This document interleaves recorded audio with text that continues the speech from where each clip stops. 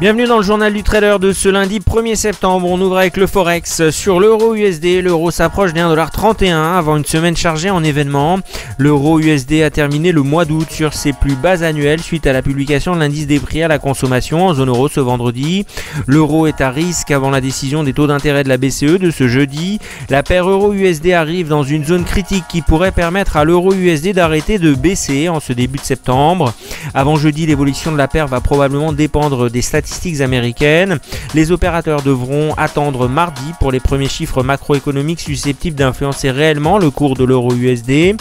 Comme les 1,3120$ ont été touchés ce matin, il reste à savoir si l'euro sera capable de rebondir sur son support dans les séances qui viennent.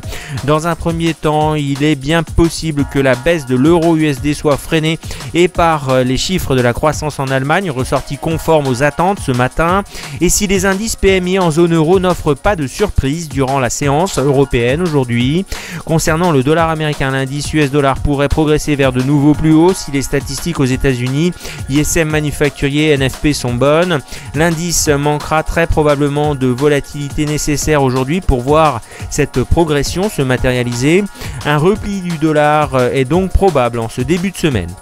Le Premier ministre indien Narendra Modi s'est rendu au Japon samedi pour profiter de ses bonnes relations avec son homologue japonais Shinzo Abe pour renforcer les échanges commerciaux entre les deuxième et troisième économies asiatiques.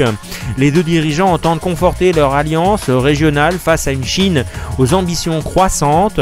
L'objectif de la visite du Premier ministre indien sera de favoriser les exportations indiennes et d'obtenir un soutien du Japon pour le développement des infrastructures en Inde, comme par exemple un investissement japonais dans le projet de ligne ferroviaire à grande vitesse indien. Le nouveau gouvernement indien a récemment porté à 49% la part que peut détenir un groupe étranger dans les entreprises du rail et de la défense. Les deux dirigeants redémarreront sans doute les discussions sur le nucléaire interrompues depuis la catastrophe de Fukushima en 2011. Confrontée à un système électrique défaillant, l'Inde cherche à développer ses capacités énergétiques. L'Inde et le Japon ont signé un pacte de libre-échange en 2011. Le Japon est le quatrième investisseur en Inde impliqué dans la construction notamment du métro de New Delhi. Au NYMEX, les cours du pétrole ont terminé en hausse ce vendredi 29 août, soutenus par les tensions persistantes en Ukraine et les indicateurs américains reflétant une demande solide. Le brut léger WTI est gagné plus 1,49% à 95,96$ le baril. Le Brent a pris plus 0,71% à 103,19$. Le prix du baril de Brent affiche une baisse de moins 2,8% en août et celui du WTI un repli de moins 2,4%.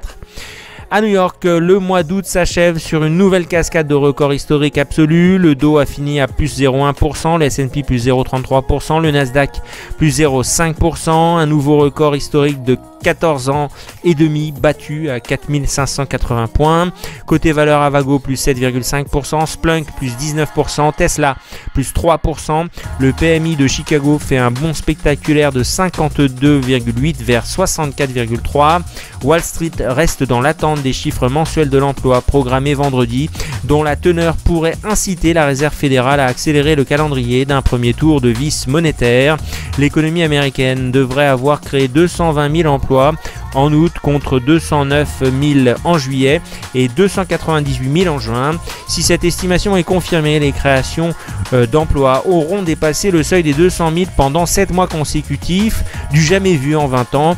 Cette semaine sera marquée par les indices ISM manufacturiers et des services, les commandes de l'industrie ou encore les ventes de voitures neuves.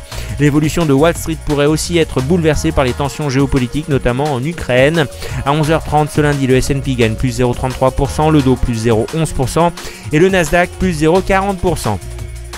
À Paris, le CAC a ouvert stable. Les valeurs bancaires vont être renforcées par les mesures prises par la BCE en faveur des banques. Le groupe de télécommunications Iliad tente actuellement de racheter l'opérateur T-Mobile US. Les investisseurs surveilleront par ailleurs la publication des indices PMI dans la zone euro.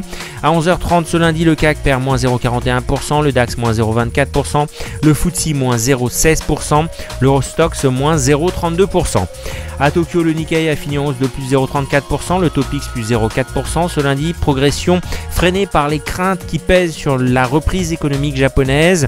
Les investisseurs se sont détournés des grands titres industriels japonais soumis aux tensions géopolitiques actuelles.